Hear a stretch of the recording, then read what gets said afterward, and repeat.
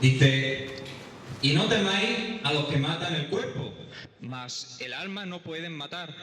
Temed más bien a aquel que puede destruir el alma y el cuerpo en el infierno. Amén. Satanás se ha empeñado en matar nuestro alma. Todo su interés es adquirir nuestra alma, destruirla. Dice la palabra de Dios que Satanás viene a hurtar, matar y destruir. Y Él viene a por nuestra alma. Él no mira si nosotros somos inocentes, si no somos inocentes, si somos más buenos, menos buenos. En cuanto ve una puerta abierta, entra y Él viene a por nuestra alma. Nosotros siempre nos gusta mucho estudiar las maquinaciones del enemigo e ir por delante de él, ¿vale? Pero yo creo que también tendríamos que conocernos a nosotros, quiénes somos nosotros o cómo estamos formados, ¿vale? Y en esta tarde lo vamos a ver un poquito más detallado. Dice la palabra de Dios que nosotros, en Génesis, dice que Jehová Dios dio hálito de vida a Adán, y Adán fue un alma viviente. O sea, nosotros somos un alma viviente, ¿vale? Con una parte carnal y una parte espiritual. Amén. Esta tarde vamos a tocar un poquito el alma, ese ser viviente que somos nosotros. El alma, a su vez, está partido en tres, digamos, mente, emociones y voluntad.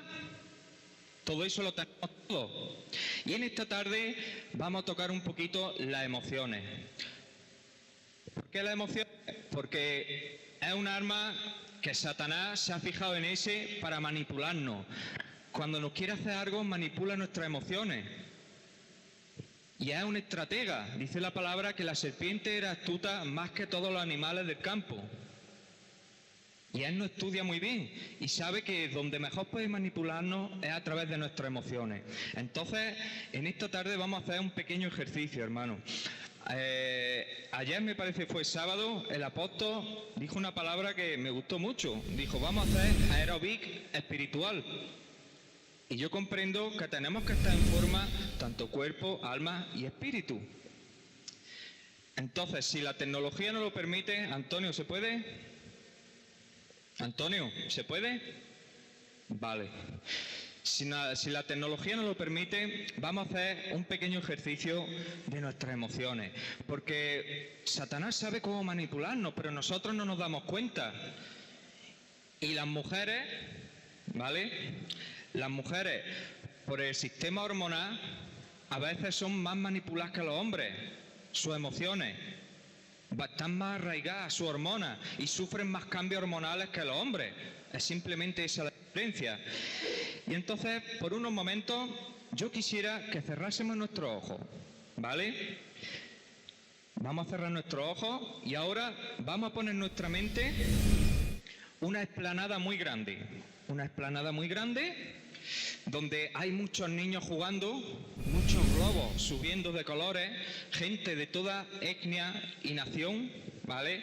Allí dándose la mano y con mucho amor y cariño.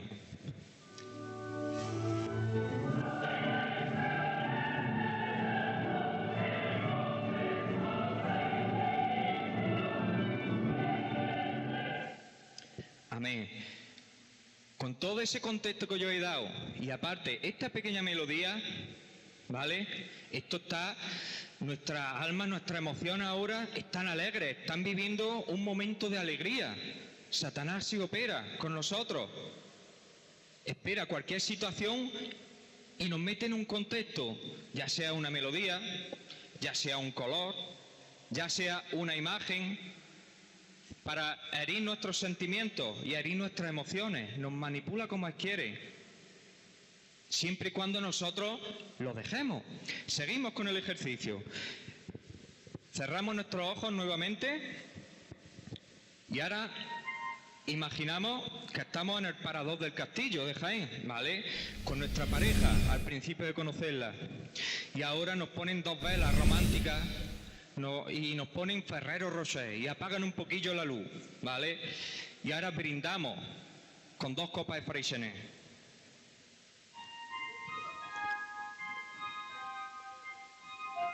Y nos ponen esta melodía.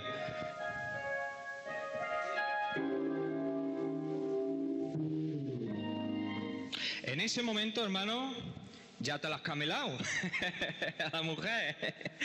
¿Por qué? Porque es muy fácil jugar con las emociones. Es muy fácil, muy fácil. Es muy fácil. En ese momento le pida lo que le pida, te lo va a dar. En ese momento le pida un besito, en ese momento le dice que pague la cuenta, bueno, eso no. En ese momento ha abierto sus emociones, su punto débil. Y así estamos nosotros abiertos a Satanás. Nosotros no medimos los tiempos, Él es el que nos vigila a nosotros, y Él nos vigila, y cuando estamos más vulnerables, ahí es cuando viene a actuar, como cuando nosotros hacemos eso, midiéndolo todo, midiendo la temperatura, midiendo el sitio donde estamos, mirando la intensidad de luz. Amén. Quiero terminar con este ejercicio, cerramos los ojos, y vamos a tocar un momento más nuestras emociones. Hemos pasado por alegría, después por romanticismo y ahora vamos a pasar por otro momento. Imaginaros que estamos en un cortijo de estos aislados, donde no hay nada alrededor, ¿vale? Está todo destrozado, no existe nadie en la tierra nada más que tú, y ahora empiezas a escuchar ruidos raros, empieza a escuchar animales que nunca has escuchado, se viene la noche, empieza a caer tormenta. Y escuchan esto.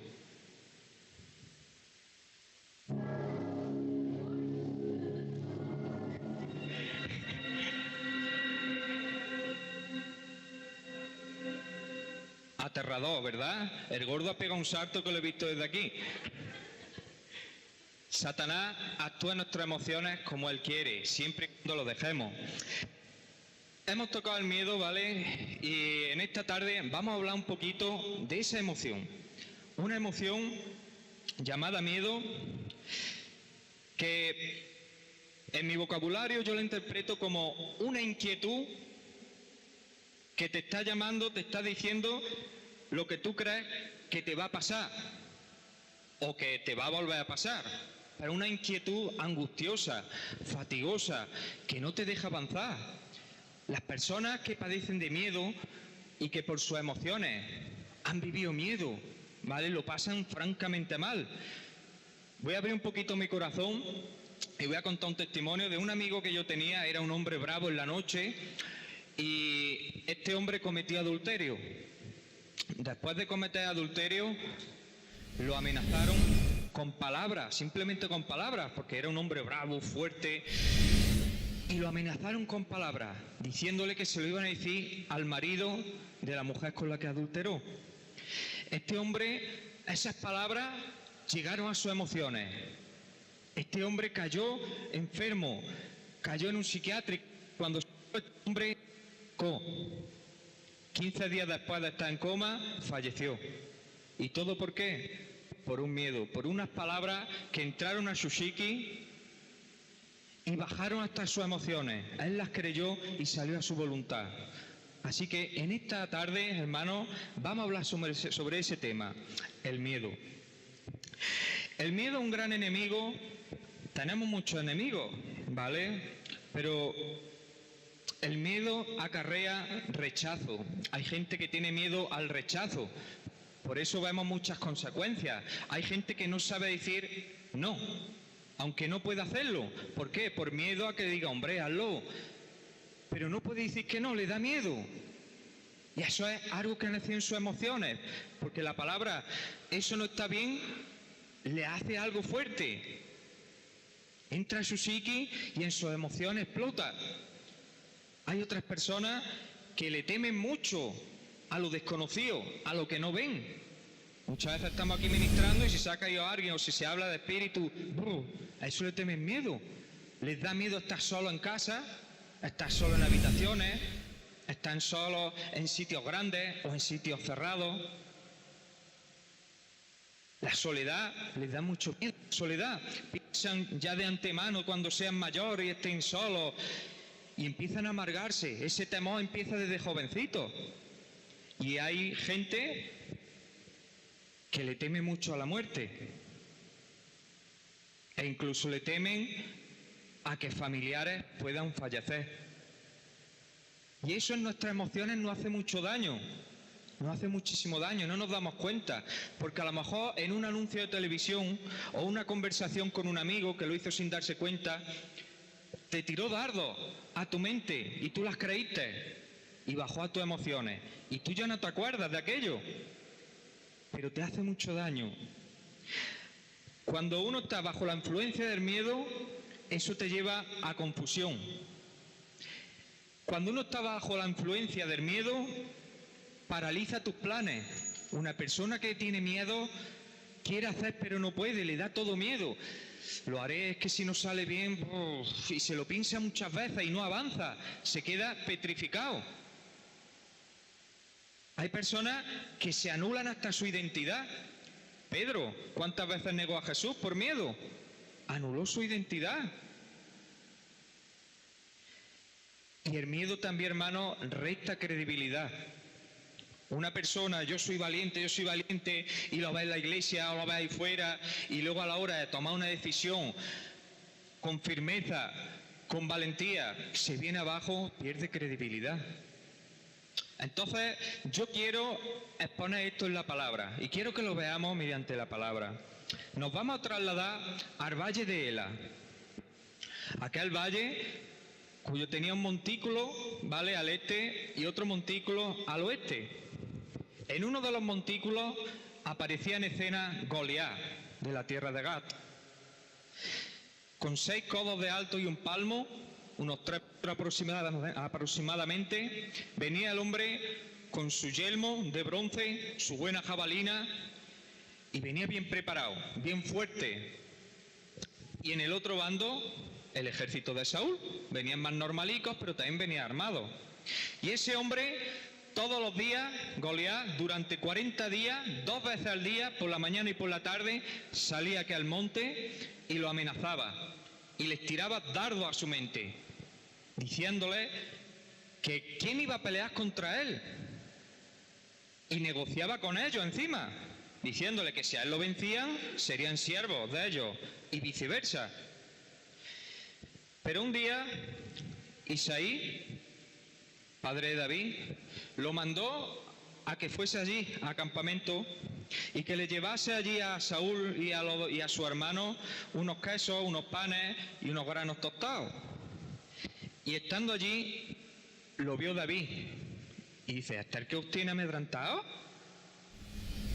Y todo allí, cuando lo veían a Goliat, madre mía, daba rodilla con rodilla. Dice la palabra que hubo gran temor en ellos, que sentían gran temor. La palabra gran temor quiere decir pánico. ¿Saben lo que es, de dónde procede pánico? Procede de una palabra griega, panikos.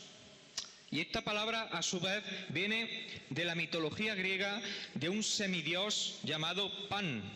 Este semidios llamado Pan era lo que hoy podemos conocer un fauno, con piernas de cabra, cuerpo de hombre y 2 cuernecitos. Y este semidios lo ponían en las intersecciones de algunas carreteras antes de entrar a los territorios, para que crease pánico y la gente no entrara a esos reinos. Y de ahí la palabra pánico, cogían mucho miedo cuando veían a Pan. Y entonces dice que los hombres de Saúl tenían gran pánico, gran miedo sobre Goliat. Pero cuando llegó David y lo vio, dijo, este me lo merendé yo, si yo no sé cómo esta gente no ha podido cargárselo. Y entonces Saúl dijo, párate, vamos a hacer una cosa, te vamos a poner una armadura. Dijo David, bueno, vamos a probar. Y cuando empezaron a ponerle que si yelmos, si escudos, que si esto, que si lo otro, él se sentía con eso muy mal, porque él nunca había peleado con eso. Eso era artificial. Y lo trasladamos a la iglesia. Hay gente que en la iglesia y en el mundo espiritual quieren pelear con armas que no les pertenecen. A David no le pertenecía esa armadura. David venía provisto con esas piedras y con su honda, se la había dado Dios. Y aquí en la iglesia hay gente que quieren pelear la batalla en puestos que no les pertenecen. El evangelista a lo mejor quiere ser un profeta y pelear de profeta, pero no fluye, porque no le pertenece ese puesto. Jehová no se lo ha dado. El pastor quiere ser ahora de repente apóstol, el apóstol quiere ser intercesor y no fluyen, porque esa armadura no es la que te corresponde. A veces no necesitas armadura y necesitas ir sin armadura, como fue David. Y vemos cómo desencadenó la verdadera guerra, porque déjenme que les diga, nosotros vemos siempre la victoria con la pedra aquí en la cabeza y que cae Goliat para adelante, pero yo veo la verdadera batalla desenlazada en esto. Por favor, Primera de Samuel. Y dijo el filisteo a David: ¿soy yo perro para que venga a mí con palos? Ahí ya le tiró una Goliat a David. Ahí empezó ya la batalla. Ahí empezó preparando el terreno. Y maldijo a David por sus dioses. Esperaba conquistar su mente. Esperaba en este campo de batalla de David conquistarlo. Y cuando lo conquistase, que bajase a sus emociones y vencerlo. Pero con David no pudo, hermano. Pudo con todo el ejército de Saúl, pero con David no pudo. Pasa, por favor. Dijo luego el filisteo a David: ven a mí y daré tu carne a las aves del cielo y a las bestias del campo. Entonces dijo al filisteo, empezó a atacar al filisteo, le mandaba ofensiva a su mente, para herirlo y que bajase a sus emociones y meterle miedo. Pero David no permitió que entrase ni una ofensiva a su mente. Aquí en la iglesia pasa eso muchas veces. Se levantan brotas de murmuración para derribar los ministerios, hermanos. Y tenemos que estar preparados, porque si uno deja que entre a nuestra mente, va a bajar nuestras emociones y eso va a reventar. Y el enemigo eso lo estuvo mirando durante mucho tiempo. Y ahora David contraatacó. Tú vienes a mí con espada y lanza y jabalina, mas yo vengo a ti en el nombre de Jehová de los ejércitos, el Dios de los escuadrones de Israel, a quien tú has provocado. Amén.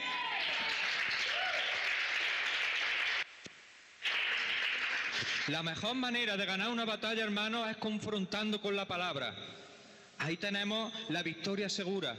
Hay gente que quiere probar con otras armas, hay gente que quiere probar con otros métodos, pero no. A nosotros el Señor nos ha puesto su palabra y con ella confrontamos toda guerra que venga de parte del enemigo. Amén.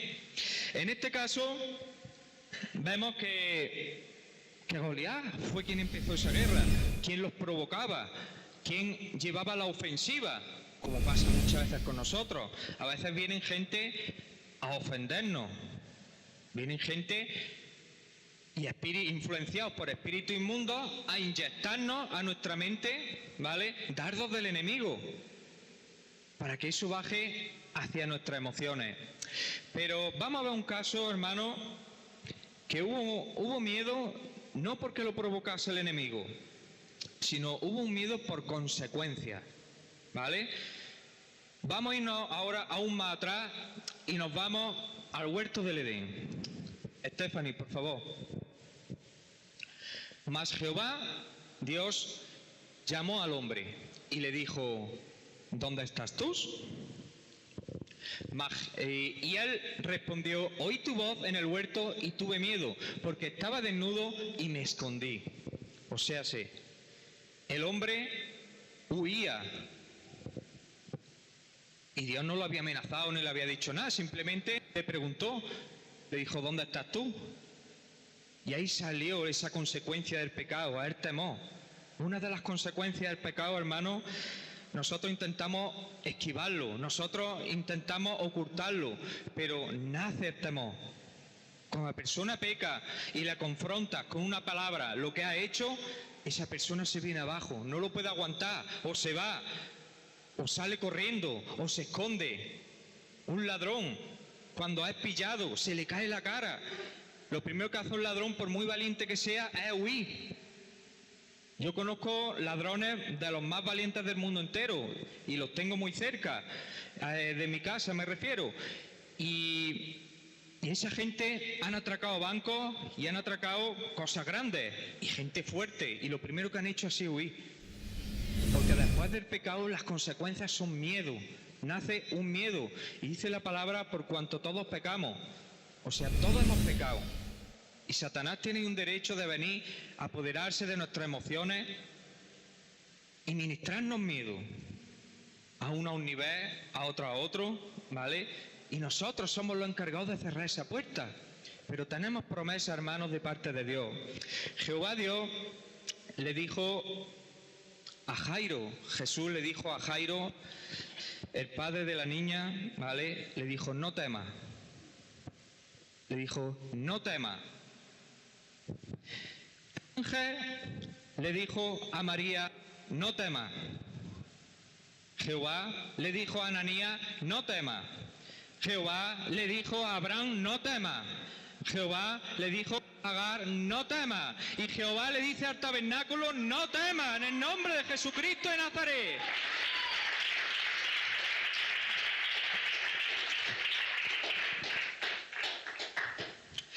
Bueno, estamos hablando de ese miedo, ¿no?, que actúa en nuestras emociones, pero diréis, ¿hay otro miedo por ahí? Porque ¿no has escuchado nunca hablar del temor de Dios? Claro. Y la palabra lo dice, temor de Dios, no temor a Dios, sino temor de Dios. Y la mejor definición aparece en la palabra de Dios. Por favor, Stephanie, Hebreo. Así que, recibiendo nosotros un reino inconmovible, tengamos gratitud y mediante ella sirvamos a Dios agradándole con temor y reverencia. Amén. Cuando nosotros tenemos temor de Dios, no a Dios, sino temor de Dios, hacemos las cosas por amor a Él. Nosotros, dice en Efesios, sujetaos los unos a los otros con temor de Dios.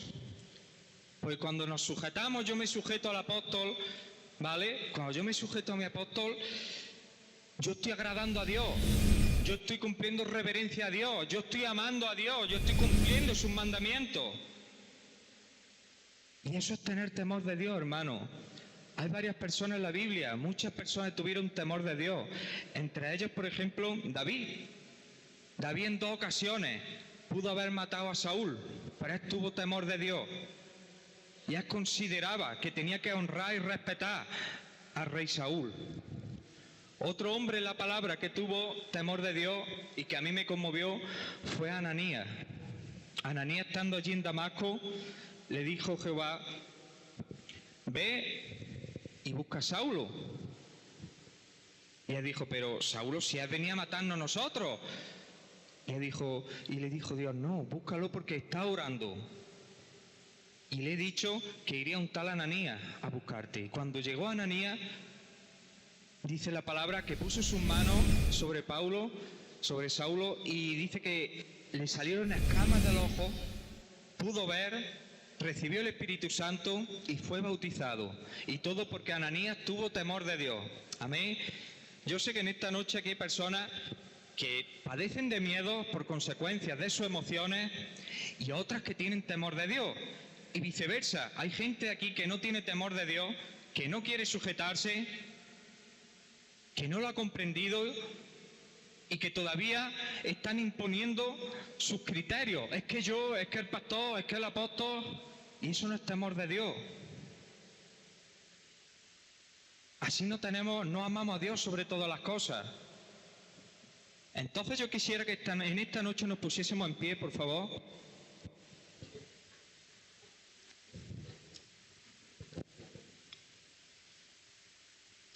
Le pediría a Pastora Lidia pase aquí arriba y ministre alabanza, con permiso del apóstol. Y José Manuel, no lo veo. Y vamos a cerrar nuestros ojos y vamos a hacer una oración, hermano.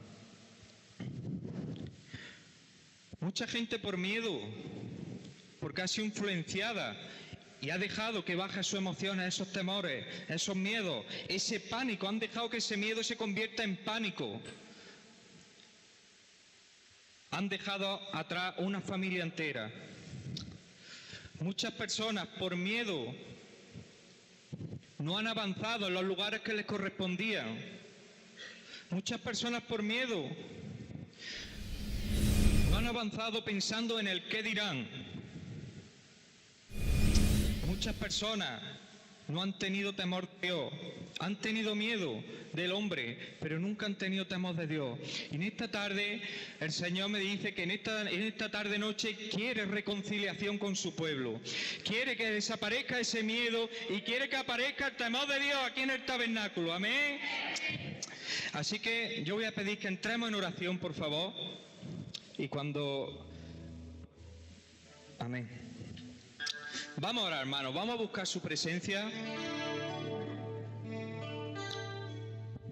Y yo pediría, por favor, si hay alguna persona, hombre o mujer, niño o niña, que padece de miedo, que padece de pánico, de algo que no es natural, o de alguien que no siente temor de Dios, que no puede sujetarse a sus autoridades ministeriales o a sus autoridades en la tierra, que lo ve muy difícil y que lucha a diario pero no puede agradar a Dios, que le faltan fuerzas, yo pediría por favor que saliese aquí al frente.